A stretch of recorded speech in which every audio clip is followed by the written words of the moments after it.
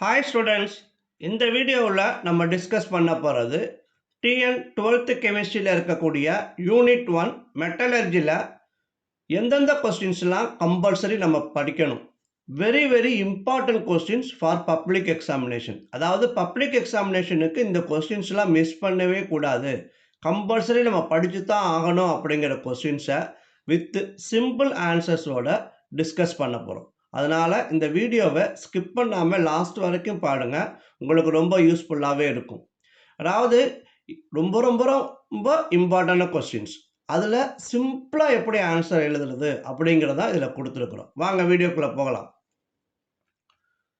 First question, what are the difference between mineral and ores? Mineral and ஓர்ஸுக்கு இடையிலான difference என்னன்னு கேட்குறாங்க.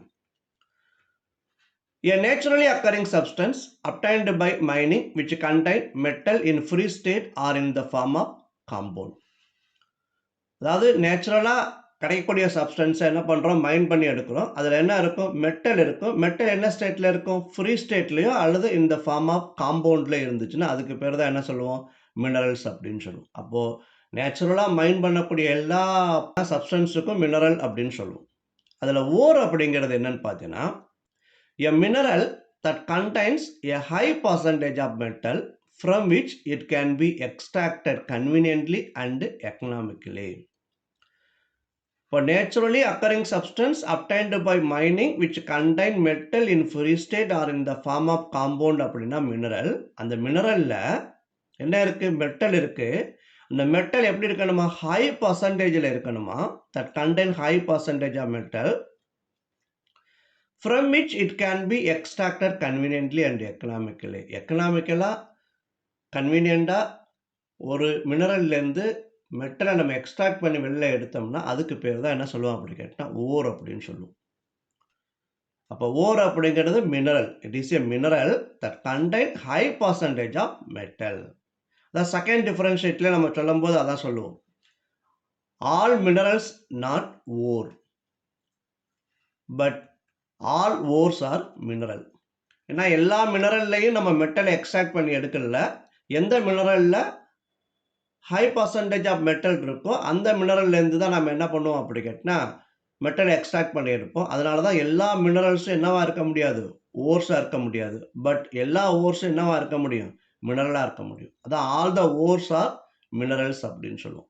இந்த இடத்துல ரொம்ப மிஸ்டேக் பண்ணுவோம், ரொம்ப கேர்ஃபுல்லாக நம்ம எழுதணும். நமக்கு இங்கே ஆரம்பிக்கணும், all the minerals are not ore. அதே மாதிரி செகண்ட் வந்து இங்கே ஓரில் ஆரம்பிக்கணும், all the ores are mineral. இங்கே நாட்னு யூஸ் பண்ணணும், இங்கே நாட் யூஸ் பண்ணக்கூடாது. இப்போ all the minerals are not ores, இங்கே ஆரம்பிக்கும் போது all the ores are minerals. ஏன்னா எல்லா ஓர்ஸும் மினரலாக இருக்கலாம், பட் எல்லா மினரல்ஸ் என்னவா இருக்க முடியாது, ஓர்ஸாக இருக்க முடியாது. லாஸ்ட் ஒன், இதில் பார்த்தீங்கன்னா low percentage of metal present ஆகிருக்கும், இதில் high percentage of metal present ஆகிருக்கும். அதான் நம்ம இங்கே சொல்லும் போது the metal the contain high percentage of metal. அப்போ உடனே இந்த பாயிண்ட் எழுதிடலாம் நமக்கு, low percentage of metal, large percentage of metal. These are the differences between minerals and ores. Very easiest one. Next one, what are the various steps involved in the extraction of pure metals? There are 3 steps are there. First step, concentration of ore. Second step, extraction of crude metal. Third step, refining of crude metal. After mining, the ore from the earth crust contains some earth impurities.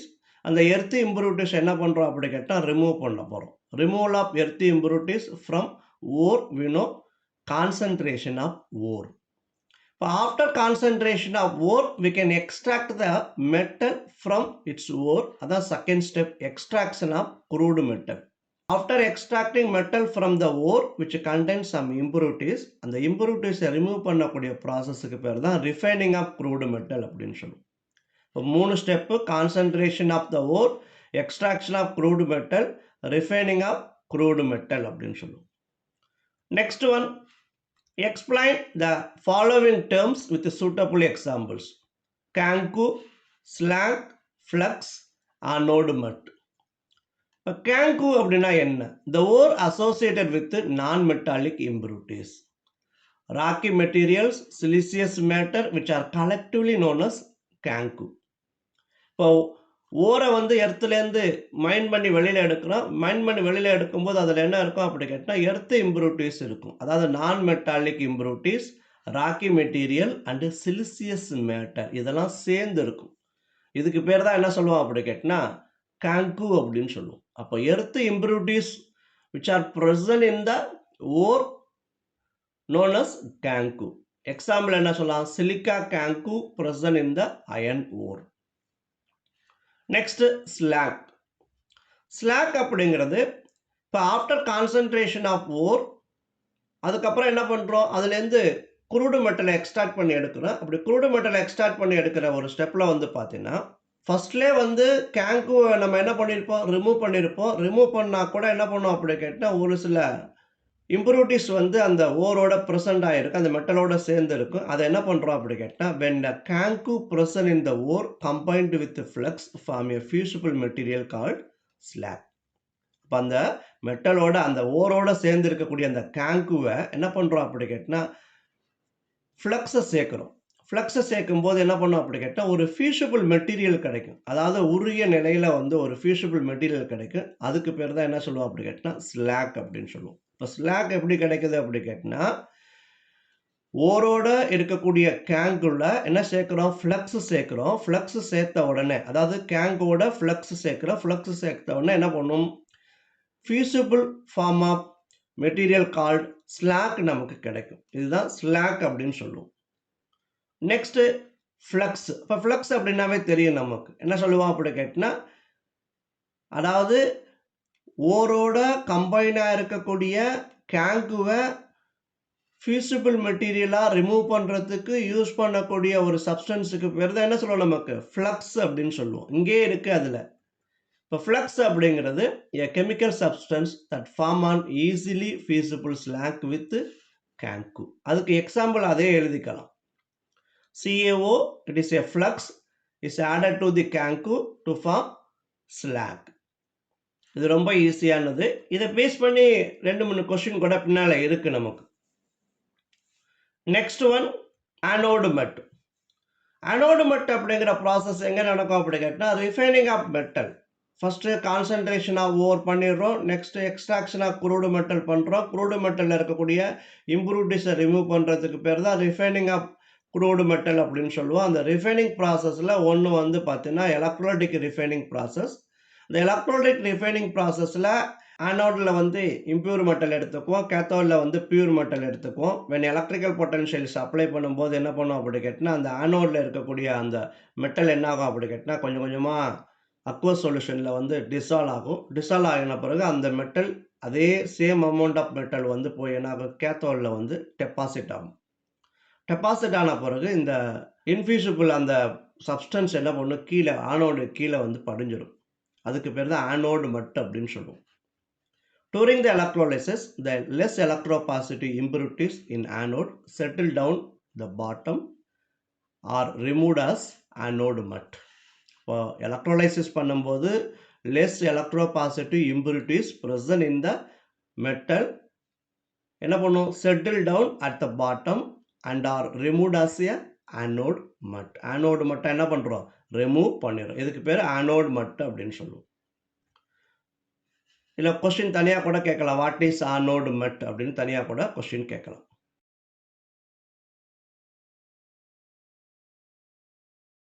Next one, explain the gravity separation or hydraulic wash process. Gravity செப்பரேஷனா என்ன, hydraulic wash அப்படின்னா என்னன்னு கேட்குறாங்க நமக்கு. இது ரொம்ப simplest answer. இல்லை principle என்ன யூஸ் பண்ணுறாங்க, in this method the ore having high specific gravity is separated from the cangu that has low specific gravity by simply washing with running water. ஓருக்கு என்ன இருக்கும், ஸ்பெசிஃபிக் கிராவிட்டி அதிகமாக இருக்கும். அதே மாதிரி இம்ப்யூரிட்டிக்கு பார்த்தீங்கன்னா ஸ்பெசிஃபிக் கிராவிட்டி கம்மியாக இருக்கும். அந்த ஹை ஸ்பெசிஃபிக் கிராவிட்டி இருக்கக்கூடிய ஓர்லேருந்து லோ ஸ்பெசிஃபிக் கிராவிட்டி இருக்கக்கூடிய கேங்கு, தட் மீன் இம்ப்யூரிட்டிஸை ரன்னிங்காக வாட்டரை வச்சு சிம்பிளாக வாஷ் பண்ணுற மெத்தடுக்கு பேர் தான் என்ன சொல்லுவோம் அப்படி கேட்டினா கிராவிட்டி செப்பரேஷன் ப்ராசஸ் அப்படின்னு சொல்லுவோம். 2 மார்க்ஸில் கேட்கும்போது நீங்கள் இது எழுதுனாவே you will get the full marks maximum. The ore having high specific gravity is separated from the Kangoo. Kangoo அப்படிங்கிறது யாரு? Imperatives that has low specific gravity by simply washing with running water. இதுதான் இதனுடைய principal involve ஆகிறது. இப்போ இந்த மெத்தடில் என்ன நடக்குதுன்னு பார்க்குறோம். இப்போ இதுக்கு இந்த மெத்தடில் என்னென்ன ஓர்லாம் நம்ம வந்து கான்சன்ட்ரேட் பண்ணுறோம் அப்படின்னு பார்த்தோன்னா, native ore such as a gold and oxide ore such as a hematite, tinstone, etc. இப்போ நீங்கள் என்னென்ன எழுதலாம் அப்படி கேட்டால் சிம்பிளாக எழுதும்போது கோல்டு, ஹேமடைட், டின்ஸ்டோன் இந்த மாதிரி எழுதினாவே போதுமானது நமக்கு. ஓகே, இது பிரின்சிபல் அண்டு எக்ஸாம்பிள். இப்போ இந்த மெத்தடில் என்ன நடக்குது? மெத்தட் கேட்குறாங்க, எக்ஸ்பிளைன் கேட்குறாங்க அப்படி கேட்டால் மெத்தடை எழுதிடலாம். இப்போ இந்த மெத்தடில் பார்க்கும்போது ore is crushed to finely powdered form. நல்லா ஃபைன்லி பவுடர்டு ஃபார்முக்கு க்ரஷ் பண்ணிட்டோம். க்ரஷ் பண்ணதுக்கு அப்புறம் treated with rapidly flowing current of water. இப்போ இந்த இடத்துல இது ஸ்லோப்பிங் ஹர்த் இருக்கும். இந்த ஸ்லோப்பிங் ஹர்த்தில் வந்து நாங்கள் வாட்டர் ஃப்ளோ ஆகிட்டே இருக்கும். இந்த வாட்டர் ஃப்ளோ ஆகிட்டு இருக்க இடத்துல இந்த என்ன பண்ணுறோம், நல்லா finely powdered form of the ஓரை என்ன பண்ணுறோம், இதில் ஆட் பண்ணுறோம். ஆட் பண்ணும்போது நமக்கு தெரியும் ஓருக்கு வந்து ஸ்பெசிஃபிக் கிராவிட்டி அதிகமாக இருக்கும். கேங்கு தட் மீன் இம்ப்ரூவ்டிவ்ஸுக்கு ஸ்பெசிஃபிக் கிராவிட்டி கம்மியாக இருக்கும். அப்போது ஸ்பெசிஃபிக் கிராவிட்டி அதிகமாக இருக்கக்கூடிய அந்த ஓர் பார்ட்டிக்கல் என்ன பண்ணும், அங்கங்கே அப்படியே செட்டில் ஆகிடும். எங்கே செட்டில் ஆகிடும், ஏன்னா ஈஸியாக ரன் ஆகி போக முடியாது, கிராவிட்டி ஃபோர்ஸ் அதிகமாக இருக்கிறதுனால. நெக்ஸ்ட் லெஸ் கிராவிட்டி ஃபோர்ஸ் இருக்கக்கூடிய அந்த கேங்கு இம்ப்ரூவ்டிவ்ஸ் வந்து இந்த வாட்டரில் அடிச்சுட்டு வெளியில் போயிடும். இதுதான் இந்த மெத்தடில். அப்போ the lighter gangue particle are washed away. இதுதான் explain gravity separation or hydraulic wash. ரொம்ப ஈஸியானது. நீங்கள் 2 மார்க்ஸில் இருக்கும்போது இந்த இது மட்டும் எழுதி இந்த எக்ஸாம்பிள் கோல்டு, ஹேமடைட், டின்ஸ்டோன் அப்படின்னு எழுதுனா போதும். 3 மார்க்ஸ்க்கு வரும்போது நீங்கள் அந்த மெத்தடையும் கொஞ்சம் எக்ஸ்பிளைன் பண்ணுங்கள். அப்போ தான் you will get the full marks. Next one, which type of ore can be considered by froth flotation method? Give 2 example for such ore. Concentration of ore வந்து different method பார்க்குறோம். Gravity separation process, froth flotation process, magnetic separation process and leaching process அப்படிங்கிறது. இதில் ஒரு process வந்து பார்த்தீங்கன்னா froth flotation process. இந்த froth flotation processல எந்த type of ஓர் வந்து சூட்டபிளாக இருக்கும், அதுக்கு எக்ஸாம்பிள்ஸ் கேட்குறாங்க.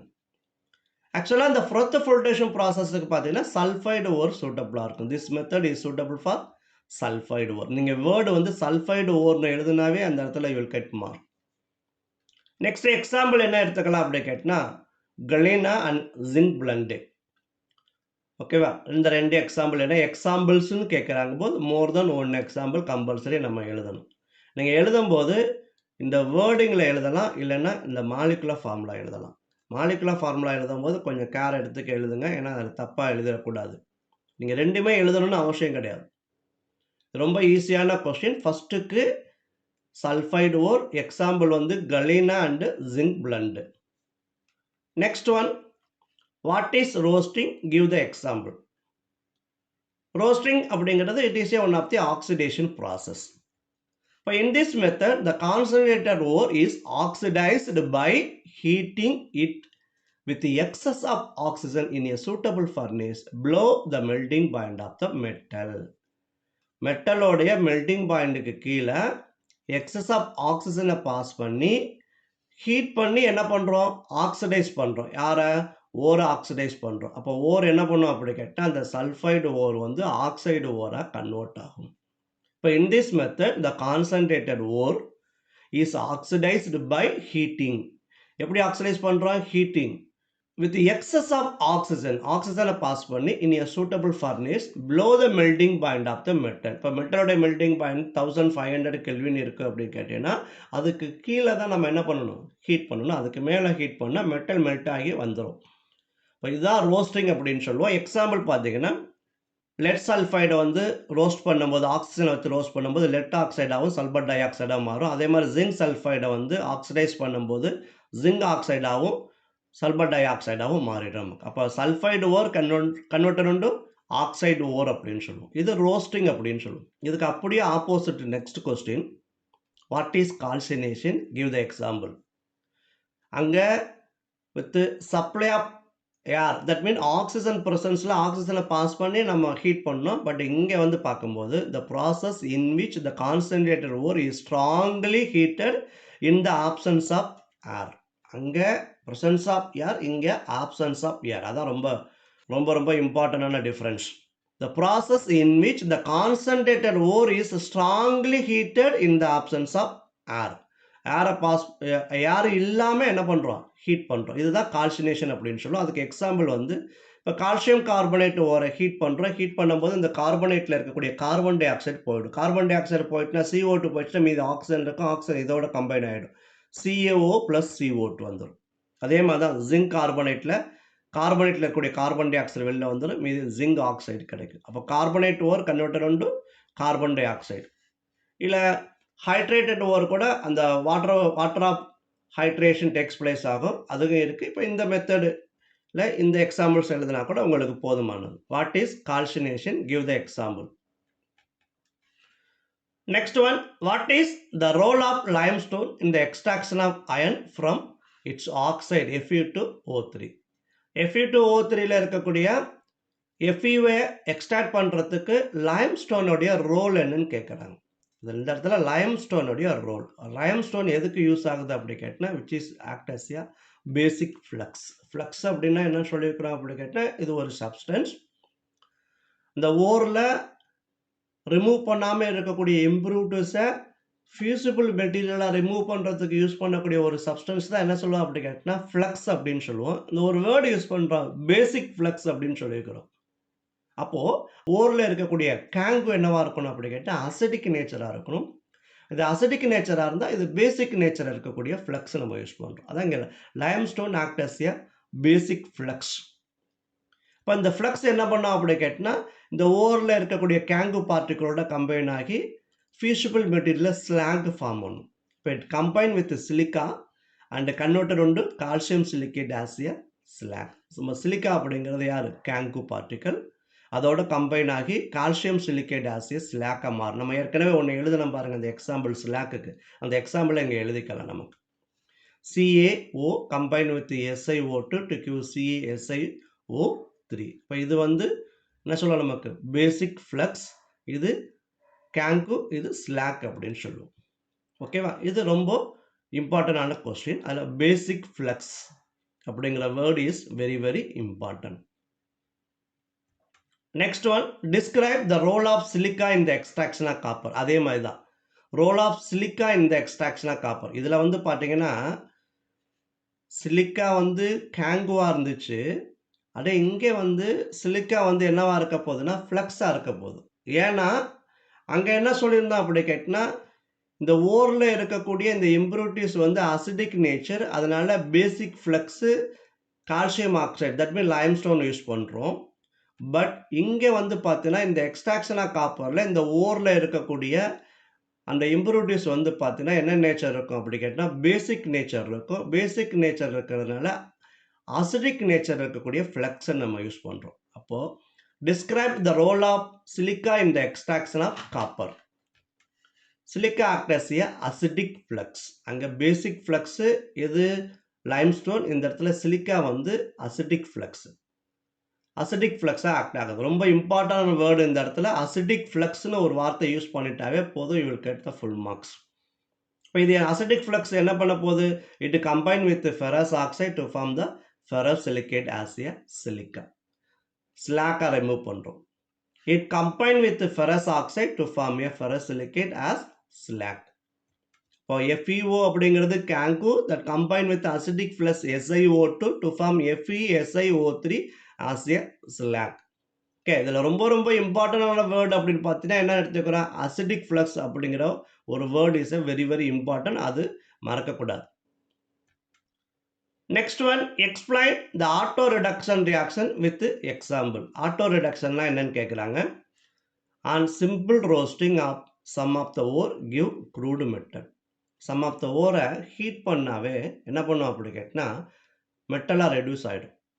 மேக்ஸிமம் ஆஃப் த ஓரை என்ன பண்ணுறோம்? ஹீட் பண்ணுறோம். ஹீட் பண்ணி அதில் ஏதாவது ஒரு ரெடியூசிங் ஏஜெண்ட்டை ஆட் பண்ணால் மட்டும்தான் என்ன பண்ணும்? மெட்டலாக ரெடியூஸ் ஆகும். ஃபார் எக்ஸாம்பிள் குரோமியம் எக்ஸ்ட்ராக்ஷனில் அலுமினியம் வந்து பார்த்திங்கன்னா என்ன பண்ணுவோம்? ரெடியூசிங் ஏஜெண்ட்டாக யூஸ் பண்ணுவோம். அதே மாதிரி நிறைய கார்பன் ரெடியூசிங் ஏஜெண்ட்டாக யூஸ் பண்ணுவோம், ஹைட்ரஜன் ரெடியூசிங் ஏஜெண்ட்டாக யூஸ் பண்ணுவோம். இங்கே வந்து பார்த்தீங்கன்னா எந்த ரெடியூசிங் ஏஜெண்ட்டும் நம்ம யூஸ் பண்ண போகிறதே கிடையாது. சிம்பிளாக ரோஸ்ட் பண்ணாவே அந்த ஓர் என்ன ஆகிடும் அப்படி கேட்டால் க்ரூடு மெட்டலாக என்ன ஆகிடும், ரெடியூஸ் ஆகிடும்.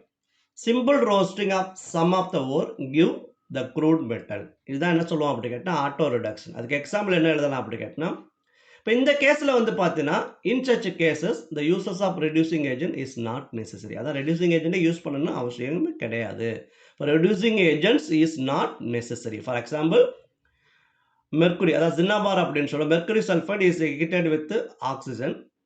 There is no any reducing agent which is reduced as a mercury. Mercury என்ன ஆகிடும், ரெடியூஸ் ஆகிடும். இதுதான் ஆட்டோ ரிடக்ஷன் அப்படின்னு சொல்லுவோம். Very simple.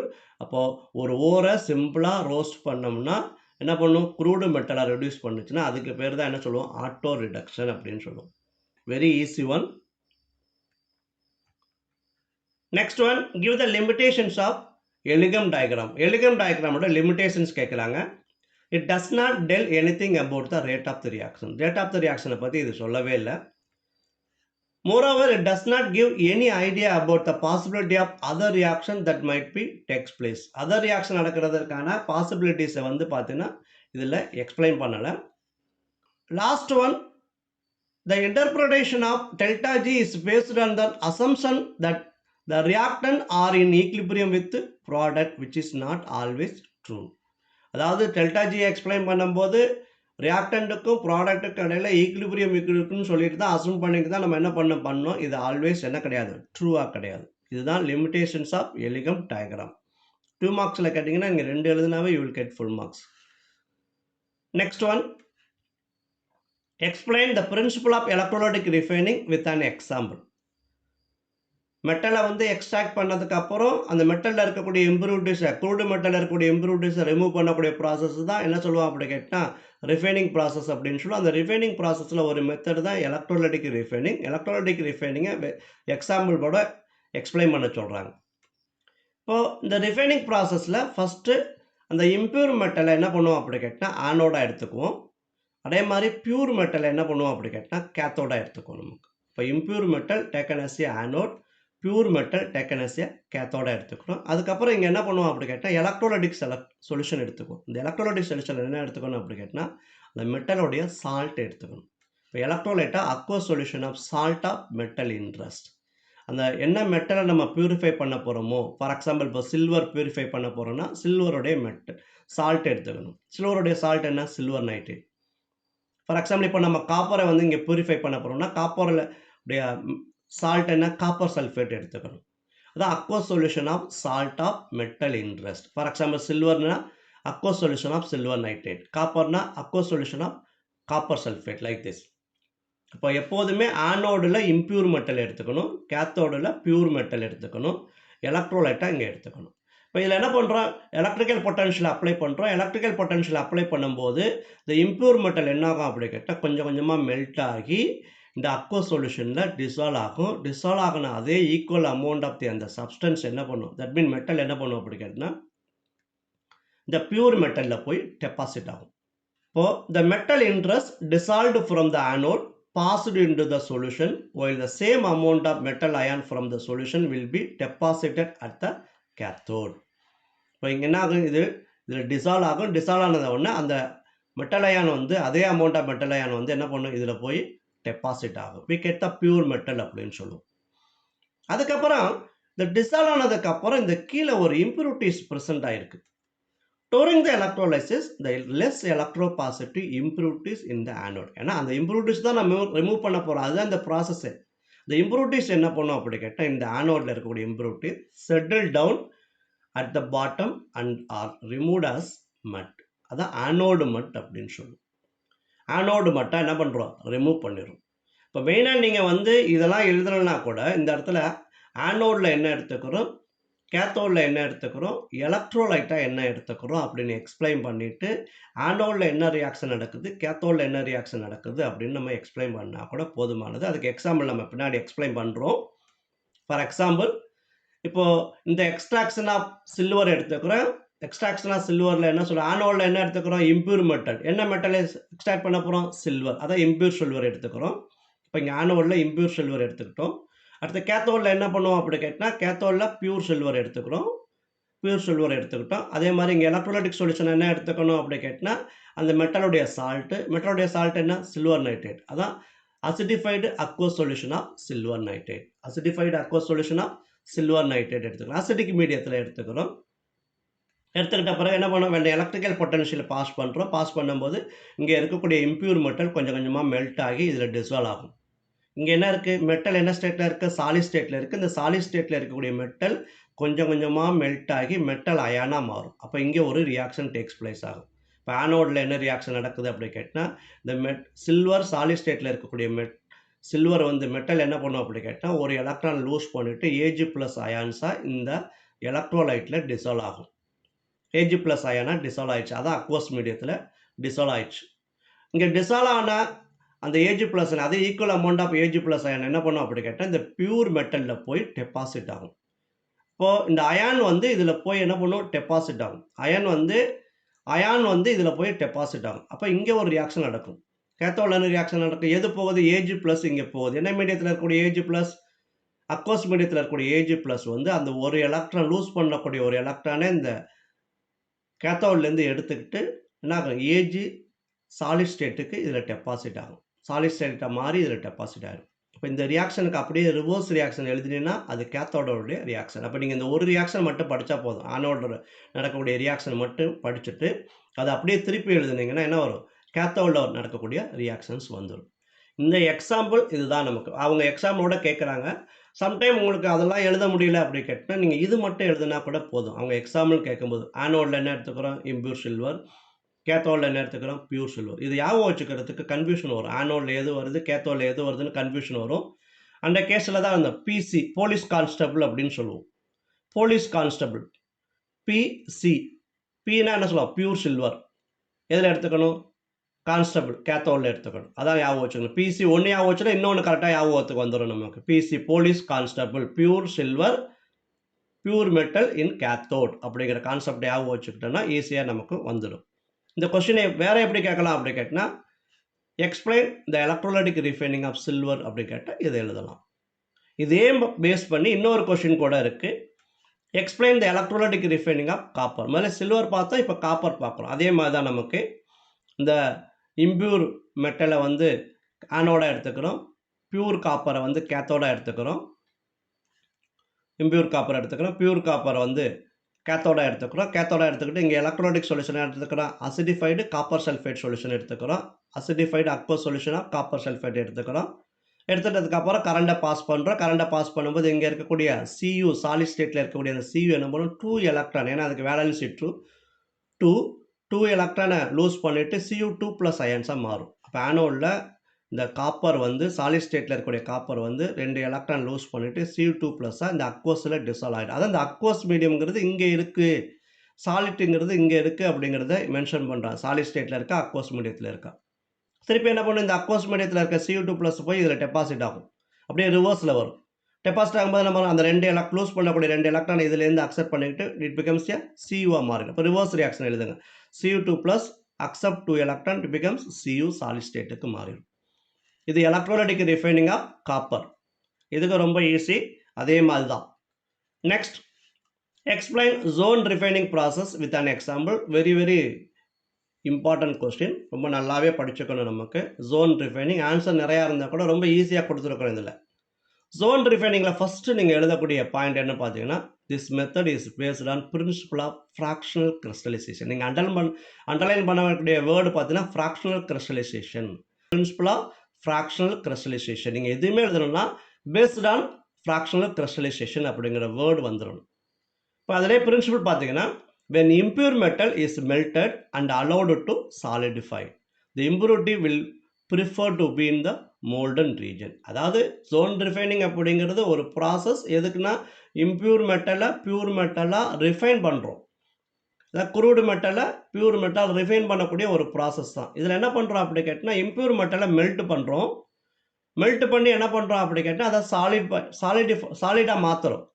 சாலிடாக மாற்றும் போது இந்த இம்பியூர் மெட்டலை மெல்ட் பண்ணிட்டு சாலிடாக மாற்றும் போது அந்த இம்பியூர் மெட்டலில் இருக்கக்கூடிய இம்ப்யூரிட்டிஸ் என்ன பண்ணும் அப்படி கேட்டால் சாலிடாக மாறாமல் அந்த மோல்டன் ரியேஜன்லேயே அப்படியே இருக்கும், உருகிய நிலையில் அப்படியே இருக்கும். இப்போ இந்த மெட்டலை தனியாக என்ன பண்ணலாம், நம்ம ரிமூவ் பண்ணிடலாம். அதான் when impure metal is melted and allowed to solidify, the impurities will prefer to be in the molten region. இதுதான் மெயினாக எழுதுகிறோம். இதுக்கு ஒரு மார்க் வந்துடும். இதுக்கப்புறம் மெத்தட் எழுத போகிறோம். இப்போ எந்த மெட்டலை நம்ம ரிஃபைன் பண்ணணுமோ அந்த மெட்டலை என்ன பண்ணுறோம் அப்படி கேட்டால் ராட் மாதிரி எடுத்துக்கிறோம். இந்த ப்ராசஸில் impure metal is taken in the form of rod. இந்த மாதிரி ராட் மாதிரி எடுத்துக்கிறோம். ராட் மாதிரி எடுத்துக்கிட்டு அதே மாதிரி என்ன பண்ணுறோம் அப்படி கேட்டால் one end of the rod is heated using mobile induction heater. இப்போ இந்த ஒரு எண்டில் இந்த இதான் மொபைல் இண்டக்ஷன் ஹீட்டர், இந்த சர்க்கிளில் இருக்கிறது. இதை கொண்டாந்து என்ன பண்ணுறோம், இங்கே வச்சுருக்கிறோம். ஃபஸ்ட்டு இங்கே வச்சு என்ன பண்ணுறோம், ஹீட் பண்ணுறோம். அதான் end of the rod is heated using mobile induction heater. இப்போ ஹீட் பண்ணுறோம். ஹீட் பண்ணால் என்ன ஆகும், which result in the melting of metal on the portion of rod. எங்கே ராட் இருக்கோ, அதாவது இந்த induction heater rod, mobile induction heater rod எங்கே இருக்கோ அங்கே இடத்துல என்ன பண்ணும், மெட்டல் என்ன ஆகும், மெல்ட் ஆகும்.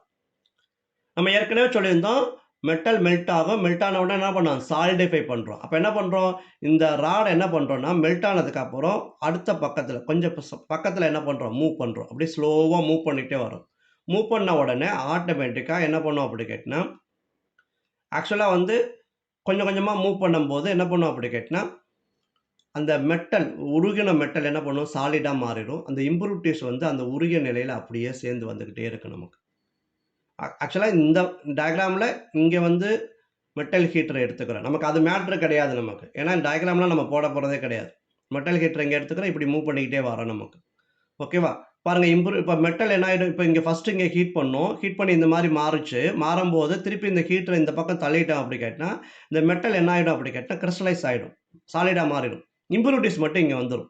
இந்த மோல்டன் ஸ்டோனில் பார்த்தீங்கன்னா கண்டெயின் இம்ப்யூரிட்டிஸ் மட்டும் அப்படியே கொஞ்சம் கொஞ்சம் நகர்ந்து லாஸ்ட்டுக்கு வந்துடும். அப்போ இந்த பக்கம்லாம் என்ன பண்ணும், பியூர் மெட்டல் வந்துடும். அதான் இங்கே சொல்லும்போது when the heater is slowly moved to other end, the pure metal crystallize while the impurities will move on the adjacent molten zone formed due to the movement of heater move ஆக என்ன ஆகும், impurities வந்து another எண்டுக்கு போயிடும்.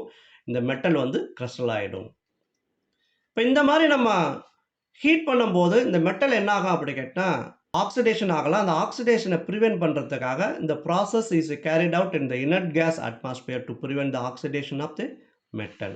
இப்போ எந்த மாதிரியான metal இதில் வந்து ரிஃபைன் பண்ணுறோம் அப்படி கேட்டால் ஜெர்மானியம், சிலிக்கான் அண்டு கேலியம். இது எக்ஸாம்பிள் எழுதுகிறோம் நமக்கு. ஓகே, இந்த மாதிரி எழுதுனாவே போதுமானது. You will get maximum full marks வந்துடும் நமக்கு. ஓகேவா, இது explain zone refining process with an example. Next one, give the basic requirement for vapour phase refining. Vapour phase ரிஃபைனிங்க்கு பேசிக் ரெக்யர்மெண்ட்ஸ் என்னன்னு கேட்குறாங்க. இப்போ இந்த மெத்தடில் metal is treated with suitable reagent which can form a volatile compound with metal. அது impure metal என்ன பண்ணுறோம் அப்படி கேட்டால் ஒரு சூட்டபிள் ரியேஜென்டோட என்ன பண்ணுறோம், ஹீட் பண்ணுறோம். ஹீட் பண்ணும்போது என்ன பண்ணும், ஒரு வாலடைல் காம்பவுண்டை ஃபார்ம் பண்ணும். இந்த வாலடைல் காம்பவுண்ட் என்ன பண்ணுறோம்னா திருப்பி என்ன பண்ணோம் அப்படி கேட்டால் அந்த volatile compound decomposed to give pure metal. இதுதான் வேப்பர் ஃபேஸ் ரிஃபைனிங் மெத்தட் அப்படின்னு சொல்லுவோம். ஃபஸ்ட்டு வந்து metal is treated with suitable reagent. மெட்டலை ஒரு சூட்டபிள் ரியேஜனோட ட்ரீட் பண்ணுறோம் to form the volatile compound. அந்த வாலடைல் காம்பவுண்ட் திருப்பி என்ன ஆகும், டீகம்போஸ் ஆகி டிக்யூ பியூர் மெட்டல். இந்த மான் ப்ராசஸில் பார்த்தோம். இதுதான் நமக்கு மான் ப்ராசஸில் வந்து ஃபஸ்ட்டு வந்து அந்த மெட்டலை ஒரு சூட்டபிள் ரியேஜனோட ட்ரீட் பண்ணுவோம். ஃபார் ஒரு வாலடைல் காம்பவுண்ட் ஃபார்ம் பண்ணணும். அந்த வாலடைல் காம்பவுண்ட் டீகம்போஸ் பண்ணும்போது பியூர் மெட்டல் கிடைக்கும். அதான் நெக்ஸ்ட் பார்க்க போகிறோம் நமக்கு. இது give the basic requirement for vapor phase refining. Next one, describe a method for refining nickel, Mann process. The impure nickel is heated in the stream of carbon monoxide at around 350 Kelvin. The nickel reacts with carbon monoxide to form highly volatile nickel tetracarbonyl. The solid impurities are left behind. அதான் முதல்ல சொன்ன மாதிரி மெட்டலை ஒரு suitable ரியேஜனோட heat பண்ணுறோம். என்ன reagent இங்கே எடுத்துக்கிறோம், carbon monoxide. The impure metal is heated in the stream of carbon monoxide at around 350 Kelvin. Heat பண்ணும்போது என்ன பண்ணும், ஒரு வாலடைல் காம்பவுண்டை ஃபார்ம் பண்ணும். என்ன காம்பவுண்டு, நிக்கல் டெட்ரா கார்பனைல் அப்படிங்கிற ஒரு வாலடைல் காம்பவுண்டை ஃபார்ம் பண்ணும். ஃபார்ம் பண்ணதுக்கப்புறம் அந்த இம்ப்யூரிட்டிஸ் என்ன ஆகிடும், solid impurities are left behind, தனியாக இருந்துடும். நிக்கல் வந்து கார்பன் மோனாக்சைடோட ஹீட் பண்ணும்போது நிக்கல் டெட்ரா கார்பனைல் அப்படிங்கிற ஒரு கோஆர்டினேஷன் காம்பவுண்டு ஃபார்ம் பண்ணிடும். ஓகேங்களா, இதுதான் வாலட்டைல் நிக்கல் டெட்ரா கார்பனைல் அப்படின்னு சொல்லுவோம். இந்த nickel tetra carbonyl on heating around 460 Kelvin, the complex decomposed to pure metal. இந்த காம்ப்ளெக்ஸ் என்ன ஆகும், டீகம்போஸ் ஆகி பியூர் மெட்டலை கிடைக்கும். இதுக்கு ரிவர்ஸ் ரியாக்ஷன் பாருங்கள். அப்படியே நிக்கல் டெட்ரா கார்பனைல 460 கெல்வினில் ஹீட் பண்ணுறோம். ஹீட் பண்ணும்போது nickel and carbon monoxide form பண்ணிடும். நீங்கள் இந்த ஒரு ரியாக்ஷன் நல்லா படிச்சுக்கிட்டாவே இந்த ரியாக்ஷன் அப்படியே ரிவர்ஸில் எழுதலாம். டெம்பரேச்சர் இம்பார்ட்டண்டாக போடணும். சார் எனக்கு இந்த வேர்டிங்கெலாம் எனக்கு வேண்டவே வேணாம் சார், நான் சிம்பிளாக எழுதணும் சார் அப்படின்னு ஃபீல் பண்ணிங்கன்னா இந்த ஈக்குவேஷன் மட்டும் கரெக்டாக எழுதிடணும் வித் டெம்பரேச்சரோட. ஈக்குவேஷன் எழுதும்போது பார்த்தீங்கன்னா இந்த நிக்கல் எதோட ட்ரீட் பண்ணுறோம், கார்பன் மோனாக்சைடோட ட்ரீட் பண்ணுறோம். கார்பன் மோனாக்சைடு ட்ரீட் பண்ணும்போது என்ன பண்ணுங்க, nickel tetra carbonyl. Tetra carbonyl 4 carbonyl அப்படின்னு சொல்கிறோம் நமக்கு. அப்போ இந்த சிஓவுக்கு சேர்த்து 4 போடணும். போட்டு அதுக்கப்புறம் என்ன பண்ணணும் அப்படி கேட்டினா ஸ்கொயர் ப்ராக்கெட் போடணும். நீங்கள் என்ன பண்ணுவீங்க, சம்டைம் இந்த உள்ளே இருக்கக்கூடிய ஆர்டினரி ப்ராக்கெட் போடாமல் 4 போட்டுருவீங்க. 4 போட்டிங்கன்னா அந்த ஆக்சிஜனுக்கு மட்டும்தான் சொல்கிறோம். ஆனால் இங்கே என்ன சொல்ல, டெட்ரா கார்பனைல். கார்பனைல்னா சிஓவுக்கு சேர்த்து போடணும் 4. அது கொஞ்சம் தெளிவாக பார்த்துங்க. சம் மெம்பர்ஸ் என்ன பண்ணுவாங்க, இந்த 4 தூக்கி வெளியில் போடுவாங்க. அப்படியும் போடக்கூடாது. இப்போ இந்த ஈக்குவேஷன் நீங்கள் படிச்சுட்டாவே ரிவர்ஸில் எழுதுனீங்கன்னா இந்த ஈக்குவேஷன் வந்துடும். இதுதான் describe a method for refining nickel Mond process. Next one, give the uses of zinc. zinc ஓட uses கேட்குறாங்க. The metallic zinc used as a galvanizing metal. metal galvanizing இது யூஸ் ஆகுது. Next, die casting in the automobile, electrical and hardware இண்டஸ்ட்ரியில் இது use ஆகுது. அதே மாதிரி zinc oxide எடுத்துக்கிட்டா manufacture of many products such as a paints, rubber, cosmetic, pharmaceutical, plastic, ink, batteries, textile and electrical equipment எல்லாமே எது use பண்ணுறாங்க, zinc oxide use பண்ணுறாங்க. அதே மாதிரி ஜிங்க் சல்ஃபைடு பார்த்தீங்கன்னா எதுக்கு யூஸ் ஆகுது அப்படி கேட்டினா luminous paints, fluorescent lights and X ray screen இதெல்லாம் மேக் பண்ணுறதுக்கு யூஸ் பண்ணுறாங்க. அதே மாதிரி brass is alloy of zinc used in water valve. Water பைப்லாம் இருக்குது பார்த்தீங்களா, அதில் யூஸ் பண்ணுறாங்க. அண்ட் கம்யூனிகேஷன் எக்யூப்மெண்ட் யூஸ் பண்ணுறேன். ஏன்னா it is highly resistant to corrosion. நீங்கள் சிம்பிளாக உங்களுக்கு தேவை என்ன வரும், நாங்கள் கால்வனிஸ்க மெட்டல் அது எழுதலாம். அடுத்து நீங்கள் வேணால் டைகேஸ்டிங்காக automobile, electrical and hardware industry எழுதலாம். அடுத்து எழுதும்போது ஜிங்க் ஆக்சைடு யூஸ்டு இன் இல்லை ஏதாவது 2 யூசஸ் எழுதலாம். அதே மாதிரி ஜிங்க் சல்ஃபைடு எதுக்கு யூஸ் பண்ணுறோம், லூமினஸ் பெயிண்ட், ஃப்ளூரசன் லைட்டு. இந்த லூமினஸ் ஃப்ளூரசன் ரெண்டுமே கோஆர்டினேஷன் நமக்கு ஈஸியாகவும் இருக்கும், அது யூஸ் பண்ணுறோம். அப்புறம் எக்ஸ்ரே ஸ்க்ரீனில் யூஸ் பண்ணுறாங்க. அந்த மாதிரி எது உங்களுக்கு ஈஸியாக இருக்கோ அதில் 3 பாயிண்ட் மட்டும் நல்லா படிச்சுக்கோங்க. ஏன்னா 3 மார்க்ஸில் கேட்டாங்கன்னா 3 பாயிண்ட்ஸ் எழுதுறதுக்கு யூஸ் ஆகும் நமக்கு. ஓகேங்களா, இதுதான் இதில் இருக்கக்கூடிய இம்பார்ட்டண்டான கொஸ்டின்ஸ். இந்த இம்பார்ட்டண்டான கொஸ்டின்ஸில் ஒரு கொஸ்டின் கூட நீங்கள் மிஸ் பண்ணவே கூடாது. ஏன்னா நம்ம கொடுக்குறதே very very very very important question. அதில் நீங்கள் போய் very very very very very important question எடுத்துட்டீங்கன்னா மிஸ் ஆகி போயிடும். அதனால் இந்த கொஸ்டின்ஸ் எல்லாமே லாஸ்ட் வரைக்கும் நல்லா படிங்க. இந்த கொஸ்டினுக்கான பப்ளிக் எக்ஸாமில் வந்துச்சுன்னா கம்பல்சரி நீங்கள் சூப்பராக ஆன்சர் எழுத முடியும் அப்படிங்கிற நம்பிக்கை எனக்கு இருக்குது. Thank you very much. இந்த வீடியோ உங்களுக்கு பிடிச்சிருந்துச்சுன்னா லைக் பண்ணுங்கள், ஷேர் பண்ணுங்கள், சப்ஸ்கிரைப் பண்ண மறக்காதீங்க. அப்போ தான் நான் போடக்கூடிய வீடியோஸ் உங்களுக்கு அடிக்கடி வந்துகிட்டே இருக்கும். அதனால் இந்த சேனலை சப்ஸ்கிரைப் பண்ணாதவங்க யாராவது இருந்தால் சப்ஸ்கிரைப் பண்ணிவிட்டு லைக் பண்ணுங்கள், ஷேர் பண்ணுங்கள். Thank you very much.